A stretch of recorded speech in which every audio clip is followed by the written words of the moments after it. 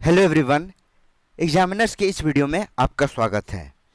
Friends, इस video में CGL 2025 के जीके जीएस के सब्जेक्ट वाइज वीडियो में आज हम लोग वीडियो नंबर 4 पढ़ेंगे, जिसमें इंडियन हिस्ट्री के सभी इंपॉर्टेंट क्वेश्चन को डिस्कस करेंगे।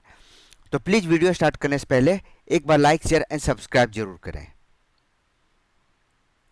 आज का पहला क्वेश्चन है, whom did Humayun defeat to regain his throne? Humayun ने अपनी सत्ता पुनः प्राप्त करने के लिए किस सूरी शासक को हराया था? ऑप्शन है महमूद सूरी, शेर शाह सूरी, सिकंदर सूरी या बहलोल लोदी। तो हुमायूं की जो सत्ता गई थी वह बिलग्राम के युद्ध के बाद हुई थी। बिलग्राम के युद्ध में हुमायूं पराजित हुए थे, ठीक है, और यह युद्ध लड़ा गया था शेर शाह के बीच। तो इस युद्ध के बाद हुमायूं जो थे वह भारत छोड़ने पर विवश हुए, तो इन्होंने भारत छोड़ दिया। फिर 1555 में हुआ सरहिंद का युद्ध। सरहिंद के युद्ध का नेतृत्व कौन कर रहा था? तो मुगल सेना की तरफ से बैरम खान नेतृत्व कर रहे थे और अफगानों के बीच से सिकंदर सूरी कर रहे थे। तो इस युद्ध के बाद हुमायूं पुनः दिल्ली पर अपनी सत्ता प्राप्त कर ली। तो इसका राइट आंसर है सी, सिकंदर सूरी। इस युद्ध का नाम जरूर याद रखिएगा। 1555 में हुआ था सरहिंद का युद्ध। तो सी इसका राइट आंसर है। अगला सवाल है, the battle of Chausa was fought between Humayun and home? Chausa का युद्ध हुमायूं और किसके बीच लड़ा गया था? ऑप्शन है शेरशाह सूरी, नादिर शाह, हेमू या कृष्णदेव राय। तो सबसे पहले चौसा का युद्ध हुआ कब था? यह हुआ था 26 जून 1539 ईस्वी में शेरशाह सूरी और हुमायूं के मध्य। और इस युद्ध में हुमायूं जो थे वह पराजित हुए।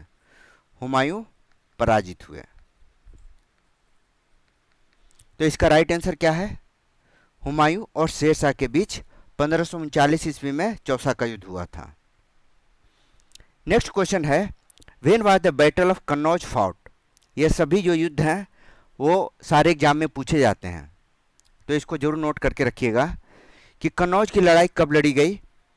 1524, 1540, 1536 या 1556? तो कन्नौज की जो लड़ाई है वह 1540 ईस्वी में लड़ी गई शेरशाह सूरी और हुमायूं के बीच। और इसी युद्ध के सफलता के बाद से इसमें हुमायूं की हार हुई थी, याद रखिएगा, इसमें हुमायूं की हार हुई। और इसी युद्ध के सफलता के बाद से शेरशाह ने आगरा एवं दिल्ली पर अधिकार कर लिया। कन्नौज के युद्ध को ही बिलग्राम के युद्ध के नाम से भी जाना जाता है, बिलग्राम का युद्ध।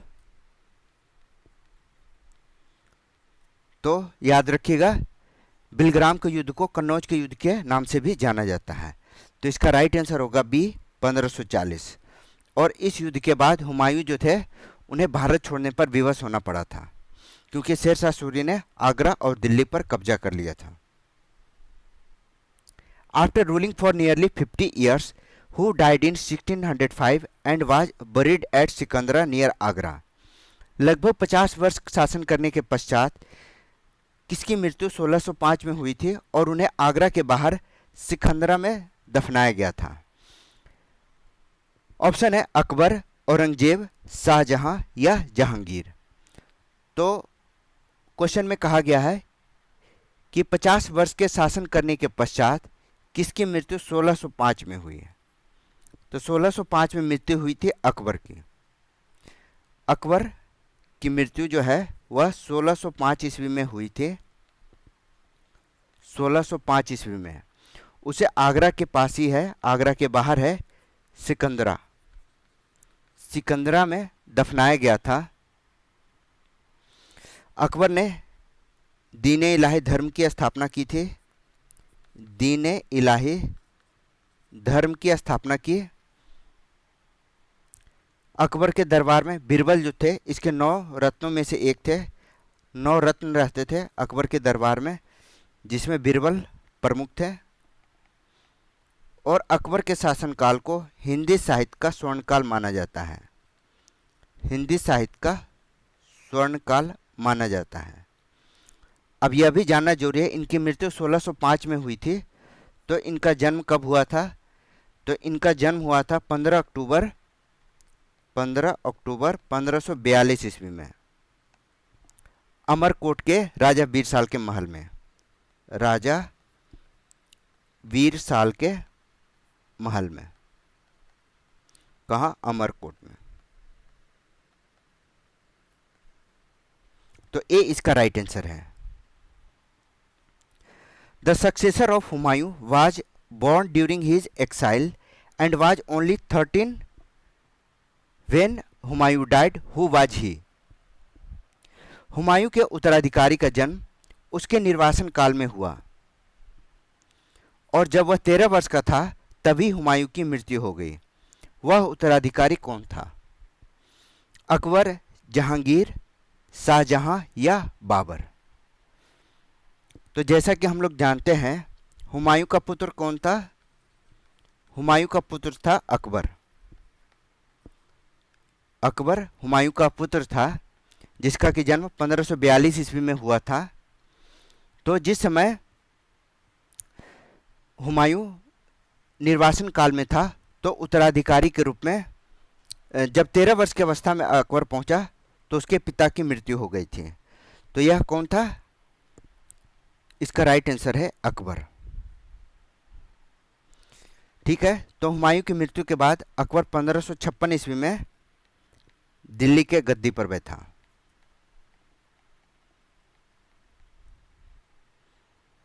नेक्स्ट क्वेश्चन है, who ascended the Mughal throne in the year 1556? 1556 में मुगल साम्राज्य का सिंहासन किसे प्राप्त हुआ? अभी अभी पढ़ा, अकबर ने। अकबर मुगल सिंहासन पर बैठा। अकबर का जो राज्याभिषेक हुआ था, राज्याभिषेक, इस पर क्वेश्चन पूछे गए हैं। 1556 ईस्वी में पंजाब के कालानौर में इनका राज्याभिषेक हुआ था। जलालुद्दीन मोहम्मद अकबर बादशाह गाजी के नाम से इन्होंने अपना राज्याभिषेक कराया और सिंहासन पर बैठा। तो ए इसका राइट आंसर है। During the initial years of his rain Akbar administration was actually run by whom? अपने शासनकाल के प्रारंभिक वर्षों के दौरान अकबर का जो शासन है वह वास्तव में किसके द्वारा चलाया जाता था? ऑप्शन है अब्दुल रहीम, मिर्जा हाकिम, बैरम खान या उलुग बेग। आसान सा सवाल है। अकबर का जो शुरुआती वर्ष थे उसमें बैरम खान जो था वह संरक्षक के रूप में, अकबर के संरक्षक के रूप में कार्य करता था, जिसे हुमायूं के द्वारा, हुमायूं ने बैरम खान को खाने खाना की उपाधि दी थी। खाने खाना की उपाधि दी थी। बैरम खां ही पानीपत के द्वितीय युद्ध में, बैरम खां पानीपत के द्वितीय युद्ध में मुगल सेना का नेतृत्व किया था और सिकंदर सूर को पराजित किया था। ठीक है, तो इसका राइट आंसर था C, Bairam Khan. Which queen died in 1564 while defending Garhakatanga against the Mughal army? बहुत ही इंपॉर्टेंट क्वेश्चन है, इसे VVI क्वेश्चन भी कह सकते हैं। 1564 में मुगल सेनाओं से लड़ते हुए गढ़कटंगा की रक्षा करते समय किस रानी की मृत्यु हो गई थी? रानी दुर्गावती, रानी अवंतीबाई, रानी रुद्राम्बरा या रानी अहिल्याबाई? तो 1564 ईस्वी में गढ़कटंगा का बचाव करने के दौरान रानी दुर्गावती की मृत्यु हो गई थी। ठीक है, इस समय मुगल सेना का जो नेतृत्व था, मुगल की तरफ से आसफ खान नेतृत्व कर रहे थे, आसफ खान। और रानी जो दुर्गावती थी वह गोंडवाना की शासिका थी, गोंडवाना की शासिका थी। और यह अपने पुत्र जो थी, अपने पुत्र वीर नारायण के संरक्षिका के रूप में, वीर नारायण के संरक्षिका के रूप में शासन कर रही थी। ठीक है, तो ए इसका राइट आंसर है, रानी दुर्गावती। कई बार क्वेश्चन में आ चुका है, याद रखिएगा इसे। इन emperor Akbar's court Todarmal Vajda. Akbar के दरबार में, सम्राट अकबर के दरबार में टोडरमल थे। तो टोडरमल वित्त मंत्रालय संभालते थे। भू राजस्व के क्षेत्र में, भू राजस्व के क्षेत्र में टोडरमल का नाम काफ़ी प्रसिद्ध है। वह अकबर के वित्त मंत्री के रूप में भी कार्य करते थे। इन्होंने प्रसिद्ध 1580 ईस्वी में 10 साला पद्धति की शुरुआत की थी। 10 साला पद्धति की शुरुआत 1580 में किया गया था टोडरमल के द्वारा। Who introduce the Din-e Ilahi, divine faith. Din-e Ilahi किसने आरंभ किया था? तो दीन-ए इलाही 1582 ईस्वी में, 1582 ईस्वी में अकबर के द्वारा विभिन्न धर्मों के मतभेद को समाप्त करने के लिए एक नया धर्म के रूप में स्थापित किया गया था। एक नया धर्म को स्थापित किया था जिनमें विभिन्न धर्मों के अच्छे सिद्धांतों का समावेश किया गया। दीन-ए इलाही को स्वीकार करने वाले कौन कौन थे? तो इसमें थे अबुल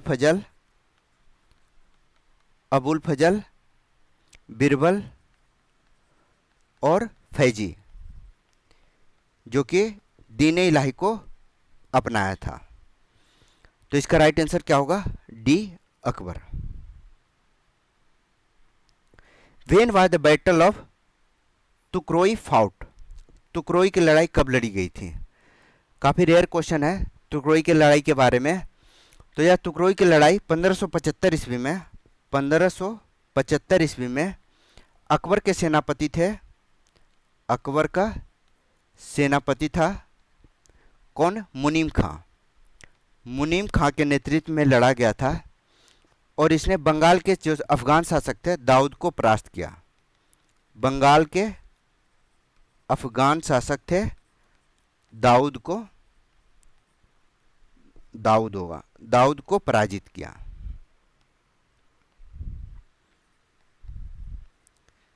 तो इसका राइट आंसर क्या होगा? डी, 1575। नेक्स्ट क्वेश्चन है, Sisodia ruler of Mewar Amar Singh accepted Mughal service during the reign of. Mewar के सिसोदिया शासक अमर सिंह ने किसके शासनकाल के दौरान मुगलों की सेवा स्वीकार की? ऑप्शन है औरंगजेब, अकबर, बाबर या जहांगीर। तो एक तो याद रखिएगा, मेवाड़ के जो सिसोदिया शासक थे वह थे अमर सिंह। अमर सिंह जहांगीर के शासनकाल में मुगलों की अधीनता स्वीकार की। अमर सिंह का जो शासनकाल था वह था 1579 से लेकर 1620 के बीच इनका शासनकाल था। और अमर सिंह और जहांगीर के बीच, अमर सिंह और जहांगीर के बीच एक संधि हुआ था, उसका नाम क्या था? मुगल मेवाड़ संधि। मुगल मेवाड़ संधि, जो कि 1615 ईस्वी में हुआ था। तो याद रखिए डी इसका राइट आंसर है। William Hawkins met emperor Jahangir as a representative of which company? William Hawkins East India Company के प्रतिनिधि के रूप में जहांगीर से मिले थे। वह कंपनी किस देश की थी? ऑब्वियस है, वह अंग्रेजी कंपनी थी, ब्रिटिश कंपनी थी। आगे हम हॉकिंस के बारे में पढ़ेंगे। ईस्ट इंडिया कंपनी के प्रतिनिधि के रूप में वह जहांगीर से मिला था। कौन? Captain Hawkins. इस पर 3-4 क्वेश्चन है, आगे आपको मिलेगा। Sir Thomas Roe came as the official ambassador of King James of England to which Mughal emperor's court. Sir Thomas Roe England के किंग जेम्स प्रथम के आधिकारिक राजदूत के रूप में किस मुगल सम्राट के दरबार में आए थे। सर थॉमस रो के बारे में है। ऑप्शन है औरंगजेब, अकबर, शाहजहां या जहांगीर। तो सर थॉमस रो जो है वह किंग जेम्स के आधिकारिक राजदूत के रूप में जहांगीर के दरबार में आए थे। डी, जहांगीर के दरबार में आए थे। कब? 1615 ईस्वी में। जहांगीर से पहली बार वो अजमेर में मिले थे। अजमेर में जहांगीर से मिले और जहांगीर ने 1619 ईस्वी में थॉमस रो को एक फरमान देकर इंग्लैंड वापस भेजा कि मुगल दरबार में अंग्रेजों का इसी प्रकार स्वागत होगा। फरमान देकर वापस भेजा। ठीक है, यह इंपॉर्टेंट घटना थी, तो इसको जरूर याद रखिएगा। डी, जहांगीर इसका राइट आंसर है। Who married Mehrunnisa and gave her the title of Nurjahan, light of the world. किसने मेहरुनिसा से विवाह किया और उसे नूरजहां यानी विश्व ज्योति की उपाधि दी थी। आसान सा सवाल है। मेहरुनिसा का विवाह हुआ था जहांगीर के साथ। जहांगीर ने उसे नूरजहां, नूर महल की उपाधि दी थी। नूर महल की उपाधि दी थी। जहांगीर के मकबरे का निर्माण जो है, जहांगीर के मकबरे का निर्माण नूरजहां ने करवाया था। नूरजहां ने करवाया था। नूरजहां की जो माँ थी उन्होंने इत्र की खोज की थी। इनकी जो माँ है उन्होंने गुलाब के इत्र की खोज की थी।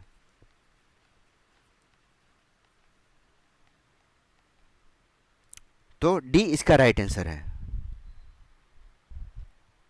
Akbar son Salim who succeeded him took the title meaning conqueror of the world, what was it.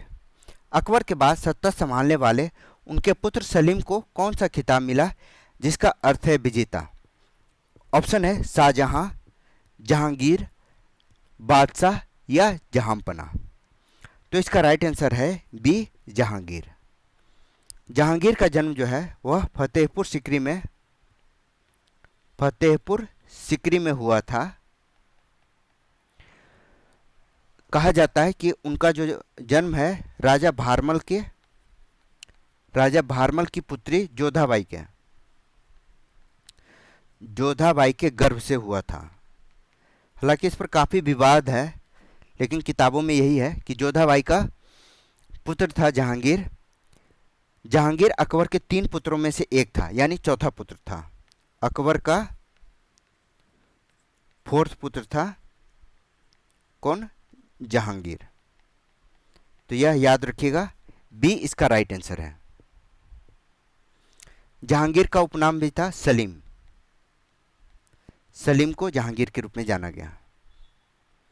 Who is called the architect king due to the flourishing of Mughal art and culture during his reign. किसे वास्तुकार राजा कहा जाता है क्योंकि उसके शासनकाल में मुगल कला और संस्कृति का अद्वितीय विकास हुआ। इसका राइट आंसर है शाहजहां। शाहजहां का शासनकाल था 1627 से लेकर 1657 के बीच। आपको पता ही होगा कि शाहजहां का काल मुगल स्थापत्य कला का स्वर्णयुग माना जाता है। इसी के काल में ताजमहल का निर्माण हुआ। ताजमहल आगरा में इसका निर्माण हुआ। और भी कई प्रसिद्ध इमारतें हैं। दिल्ली का लाल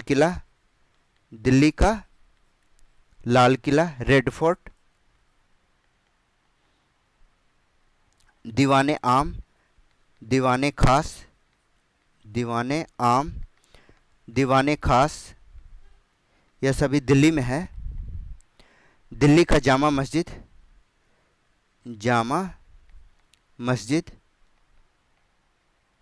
आगरा का मोती मस्जिद,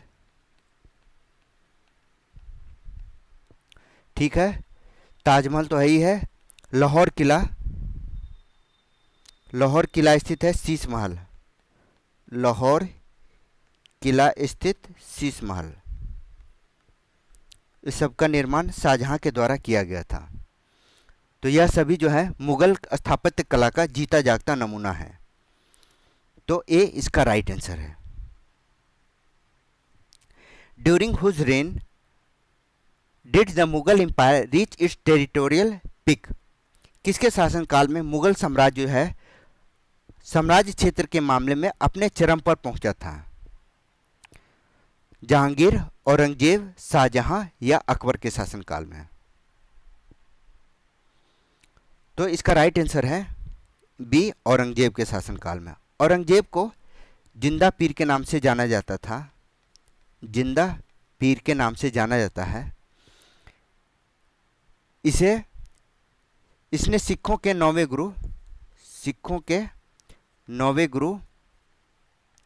गुरु तेग बहादुर की हत्या कर दी थी। तेग बहादुर की हत्या दिल्ली में करवा दी थी। ठीक है। औरंगजेब अपने दक्षिणी अभियान के लिए काफी प्रसिद्ध था। तो इसका राइट आंसर होगा बी, औरंगजेब। और इसी के शासनकाल में मुगल साम्राज्य अपने चरम पर पहुंच गया था। Zat and Sawar were associated with which administrative system. Zat और सवार निम्नलिखित में से किस प्रशासनिक प्रणाली से संबंधित थे? ऑप्शन ए जमींदारी प्रणाली, इक्तादारी प्रणाली, मनसबदारी प्रणाली या जोतदार प्रणाली। तो मुगल प्रशासन जो था वह मुख्य रूप से अकबर के द्वारा जो व्यवस्था बनाई गई थी मनसबदारी प्रथा, उसी के आधार पर चल रही थी। मनसबदारी प्रणाली वह पूर्णतः शासन व्यवस्था मनसबदारी प्रथा पर आधारित थी, जिसमें दो शब्द काफ़ी महत्वपूर्ण थे। एक था जात और दूसरा था सवार। जात जो होता है वह व्यक्तिगत वेतन, पद, प्रतिष्ठा, जो भी कहें, पद, वेतन और प्रतिष्ठा से संबंधित था जात। और सवार जो होता था वह घुड़सवार दस्तों की संख्या से होता था। घुड़सवार दस्तों की संख्या पर आधारित था। तो मनसबदारी प्रथा में इन दो शब्दों का काफी उल्लेख हुआ है। तो सी इसका राइट आंसर है।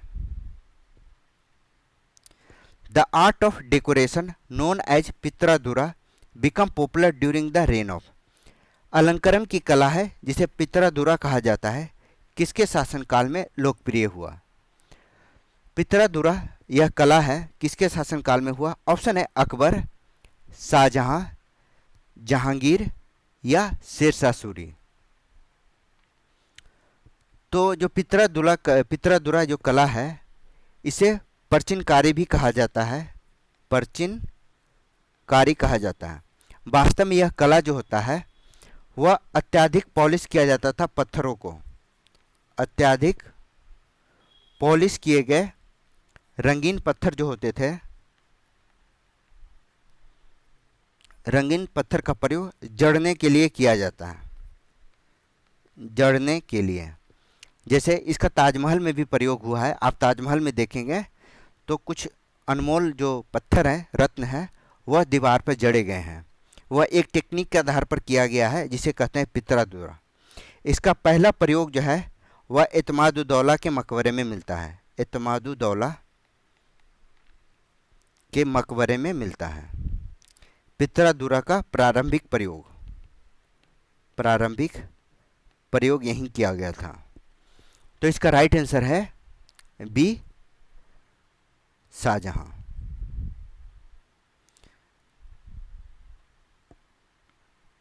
Who among the following rulers built the Hawa Mahal इन जयपुर? काफ़ी इंपॉर्टेंट क्वेश्चन है, लगभग लोग गलत जानते हैं। जयपुर में हवा महल का निर्माण किसने कराया था? ऑप्शन है सवाई माधो सिंह, सवाई प्रताप सिंह, सवाई मान सिंह या सवाई जय सिंह। हवा महल राजस्थान के जयपुर में है, आपको पता है। इसका निर्माण सवाई प्रताप सिंह ने करवाया था। सवाई प्रताप सिंह ने इसका निर्माण 1799 ईस्वी में कराया था। यह महल जो है वह राजपूताना वास्तुकला का प्रतीक है। राजपूताना वास्तुकला का प्रतीक है। इसके अंतर्गत 953 खिड़कियां हैं।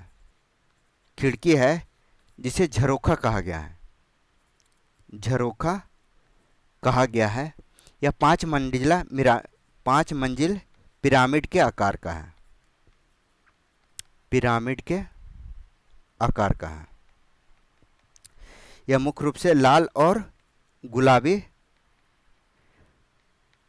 बलुआ पत्थर से बना है, बलुआ पत्थर से बना है।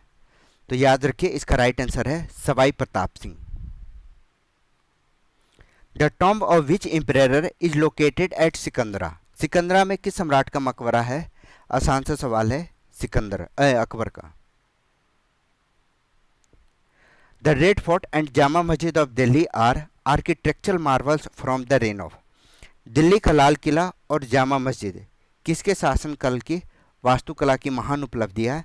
हमने अभी अभी पढ़ा कि मुगल कालीन स्थापत्य में शाहजहां का विशेष रूप से ताजमहल के लिए याद किया जाता है। शाहजहां ने दिल्ली के लाल किला, जामा मस्जिद, दीवाने आम, दीवाने खास इत्यादि का निर्माण कराया। यह दिल्ली की इमारतें हैं। आगरा में इसने मोती मस्जिद का निर्माण कराया था, आगरा में मोती मस्जिद, ताजमहल का निर्माण कराया था। तो ए इसका राइट आंसर है। नेक्स्ट क्वेश्चन है, in which year was the Nahargarh fort constructed by the Maharaja Sawai Jaisingh, Sawai Jaisingh second, महाराजा सवाई जयसिंह द्वितीय द्वारा नाहरगढ़ किले का निर्माण किस वर्ष कराया गया? तो नाहरगढ़ किला है कहाँ? तो यह किला जो है वह जयपुर में है, जयपुर में है। इसका निर्माण 1734 ईस्वी में सवाई जयसिंह के द्वारा कराया गया, सवाई जयसिंह ने इसका निर्माण कराया था। इसका नाहरगढ़ नाम क्यों पड़ा? नाहर सिंह भूमिया के नाम पर इसका नाम नाहरगढ़ पड़ा, नाहर सिंह भूमिया, नाहर सिंह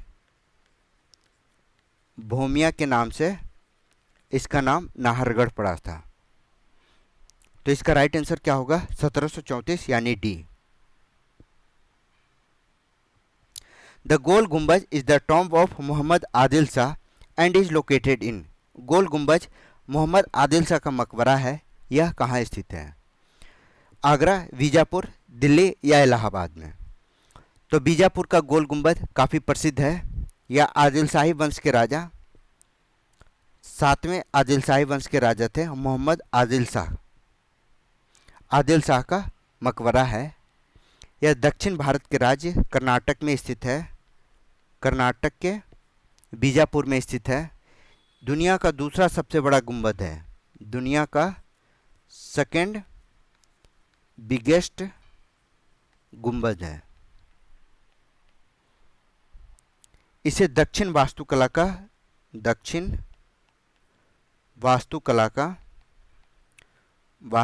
का विजय स्तंभ माना जाता है, विजय स्तंभ माना जाता है। नेक्स्ट क्वेश्चन है, Mughal emperor Shahjahan built the Taj Mahal in memory of his wife. तो इसका राइट आंसर है मुमताज महल, मुमताज महल की याद में, जिसका नाम था अर्जुमंद बानो बेगम, कई बार पूछा गया है। मुमताज महल का नाम था अर्जुमंद बानो बेगम, इसी के याद में ताजमहल का निर्माण कराया गया था। ठीक है, तो डी इसका राइट आंसर है।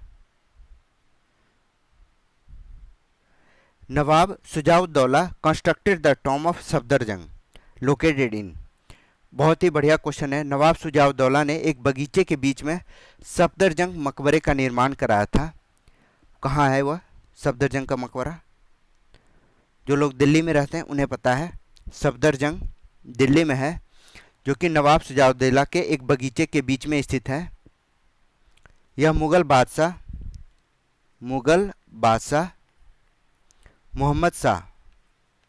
मोहम्मद शाह का प्रधानमंत्री सफदरजंग था, प्रधानमंत्री सफदरजंग था, अभी भी है सफदरजंग। यह जो मकबरा है सफदरजंग का, यह हुमायूं टॉम्ब से प्रेरित है, हुमायूं टॉम के इस पर प्रभाव है, उसी के स्थापत्य पर आधारित है। तो सी इसका राइट आंसर है। निम्नलिखित में से कौन कुतुब परिसर का भाग नहीं है? Which of the following is a not part of the Qutub complex? जो कुतुब कॉम्प्लेक्स है कुतुब मीनार का, उसका भाग नहीं है। ऑप्शन है बुलंद दरवाज़ा, कुतुब मीनार, कुव्वतुल इस्लाम मस्जिद या अलाई दरवाज़ा। ऑब्वियस है बुलंद दरवाज़ा, जो कि आगरा में है। आगरा से लगभग 43 किलोमीटर दूर फतेहपुर सिकरी नामक स्थान पर है। फतेहपुर सिकरी में है। और बाकी ये तीनों कुतुब मीनार, कुव्वतुल इस्लाम मस्जिद, यह सभी कुतुब कॉम्प्लेक्स में यानी कुतुब परिसर का भाग है, जो कि दिल्ली में है। दिल्ली में है। Who wrote the Badshahnama? Badshahnama की रचना किसके द्वारा की गई थी? ऑप्शन है बाबर, अबुल फजल, अब्दुल हमीद लाहौरी या इनायत खान। 2024 के सीजल में यह पूछा गया है, 23 में भी पूछा गया, 24 में भी पूछा गया। बादशाहनामा की रचना अब्दुल हमीद लाहौरी के द्वारा की गई थी, जो कि शाहजहां फर्स्ट के शासनकाल का, शाहजहां फर्स्ट के शासनकाल का आधिकारिक इतिहास माना जाता है। आधिकारिक इतिहास माना जाता है किसे? बादशाहनामा को। तो सी इसका राइट आंसर है, Abdul Hamid Lahori. The history written in the Mughal court was primarily in which language? Mughal दरबार का इतिहास मुख्य रूप से किस भाषा में लिखा गया था? तो मुगल दरबार की जो भाषा थी वह फारसी थी। सी इसका राइट आंसर है। As per Abul Fazal's Aine Akbari the unit gaz was divided into how many parts? Abul Fazal के द्वारा, जो कि आईने अकबरी के अनुसार गज जो है लंबाई मापने की इकाई, वह कितने भागों में विभाजित किया गया था? तो इसे कहते हैं तस्सुज। तस्सुज नामक समान भागों में विभाजित था। यह जो है आईने अकबरी में इसके बारे में वर्णन दिया गया है, तस्सुज। नेक्स्ट क्वेश्चन है, हु ऑथर्ड द बुक आईने अकबरी? आईने अकबरी पुस्तक किसने लिखी थी? तो इसका राइट आंसर है अबुल फजल। अबुल फजल आईने अकबरी लिखी, जो कि अकबरनामा का भाग है। अकबरनामा का भाग है। अकबरनामा जो है वह 3 भाग में लिखा गया था, जिसके तीसरे भाग को, तीसरा जो भाग था, थर्ड भाग, वह आईने अकबरी कहलाता था। आईने अकबरी कहलाता था। जो पहला भाग था, फर्स्ट भाग, उसमें अकबर के प्रारंभिक जीवन और पूर्वजों के बारे में विवरण है। जो दूसरा पार्ट है वह अकबर काल के घटनाक्रम के है। अकबर काल के घटनाक्रम है। और जो थर्ड है, जिसे कहते हैं आईने अकबरी, आईने अकबरी, वह अकबर के शासनकाल से संबंधित व्यवस्था, आंकड़े इत्यादि दिए हुए हैं। अकबर के शासनकाल का विवरण है, व्यवस्था इत्यादि का। तो इसका राइट आंसर होगा D, Abul Fazal. Who was the last nawab of Awadh? निम्नलिखित में से अवध का अंतिम नवाब कौन था? अवध का अंतिम नवाब, ऑप्शन है सआदत अली खान, अमजद अली खान, मोहम्मद मकीम या वाजिद अली शाह। वाजिद अली शाह अवध के अंतिम नवाब थे। यह अवध के 10वें और अंतिम नवाब थे। याद रखिएगा, 10वां और अंतिम नवाब थे।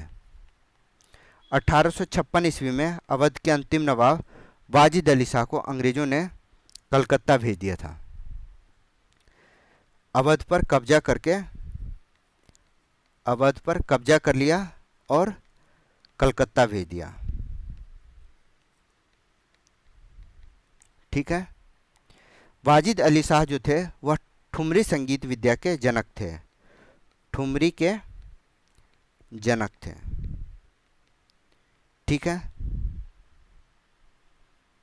अंग्रेजों ने किया था। नेक्स्ट क्वेश्चन है, who was the sixth Guru of Sikhism? Sikh धर्म के छठे गुरु कौन थे? ऑप्शन है गुरु अर्जुन देव, गुरु हरगोविंद, गुरु रामदास या गुरु अंगद। तो सिखों के जो पहले गुरु थे वो नाम था गुरु नानक। पहले गुरु गुरु नानक थे, जिन्होंने सिख धर्म की स्थापना की। सिख धर्म की स्थापना की, ठीक है। दूसरे हुए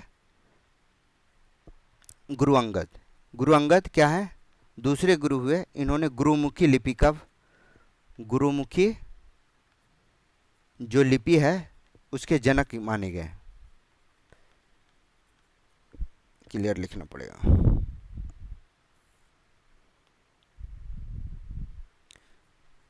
गुरुमुखी लिपि के जनक थे, ठीक है, गुरु अंगद। गुरु रामदास या अमृतसर के संस्थापक थे। अमृतसर के संस्थापक थे। गुरु हरगोविंद, इन्होंने ही अकाल तख्त की स्थापना की थी। अकाल तख्त की स्थापना की। गुरु हरगोविंद हो गया। गुरु अर्जुन देव, गुरु अर्जुन देव सिखों के 5वें गुरु थे। गुरु हरगोविंद जो थे वह छठे गुरु थे। गुरु रामदास या चौथे गुरु थे। गुरु रामदास चौथे गुरु थे, ठीक है। और गुरु अर्जुन देव जो थे सिखों के 5वें गुरु थे। इन्होंने ही गुरु ग्रंथ साहिब का संकलन किया।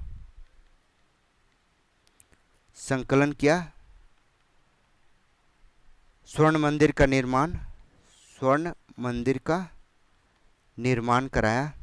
गुरु अर्जुन देव को जहांगीर ने मृत्युदंड दे दिया था। जहांगीर ने मृत्युदंड दे दिया था। क्लियर है? तो इसका राइट आंसर क्या था? सिखों के छठे गुरु गुरु हरगोविंद थे। बी इसका राइट आंसर है। अगला सवाल है, where is the Shri Akal Takht Sahib located? Shri Akal Takht Sahib कहाँ स्थित है?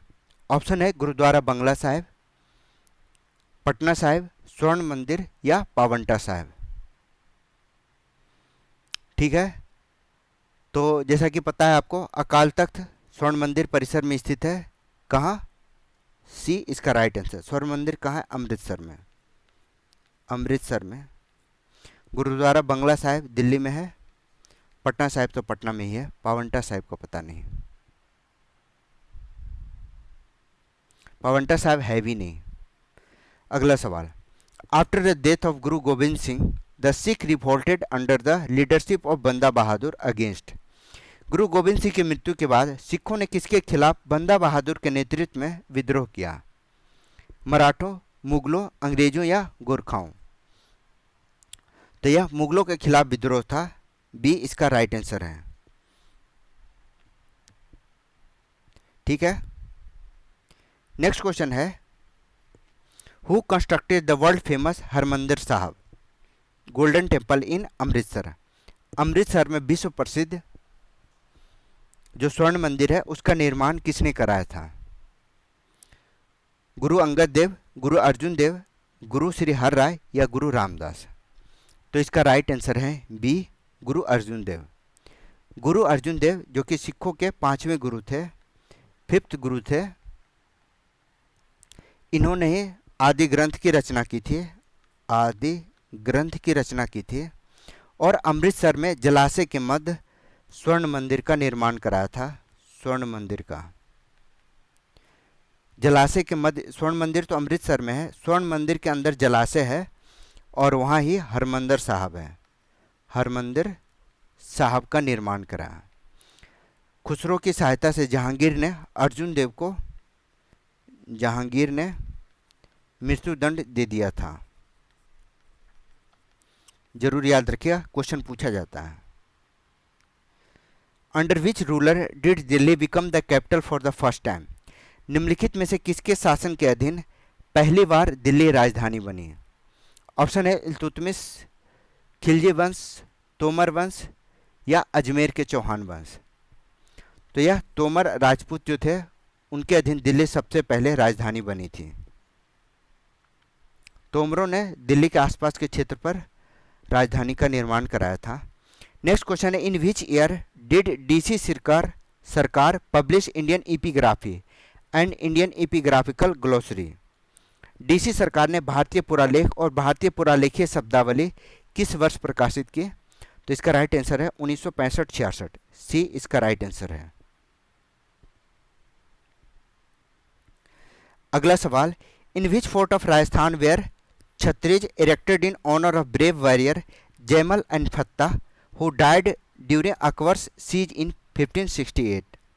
राजस्थान के किस किले में जैमल और फत्ता सूरवीरों के सम्मान में छतरियां बनाई गई हैं, जिन्होंने 1568 में अकबर की घेराबंदी के दौरान प्राण त्याग दिए थे? तो यह काफ़ी बहादुरी वाला कारनामा है। चित्तौड़गढ़ के किले की रक्षा के लिए जैमल और फत्ता को लगाया गया था। 1568 ईस्वी में चित्तौड़गढ़ पर अकबर का आक्रमण हुआ था और इसी आक्रमण में इन्होंने बहादुरी से लड़ते हुए अपने प्राण त्याग दिए थे। तो इसका राइट आंसर है सी, चित्तौड़गढ़ का किला। अगला सवाल, तो यह था मेडिएवल हिस्ट्री का आज लास्ट वीडियो है। प्लीज़ वीडियो को लाइक, शेयर एंड सब्सक्राइब जरूर कीजिए। नेक्स्ट वीडियो में मॉडर्न हिस्ट्री के सभी इंपॉर्टेंट क्वेश्चन को डिस्कस करेंगे। Thank you for watching. मेरा नाम है Rahul Sinha. Thank you for watching.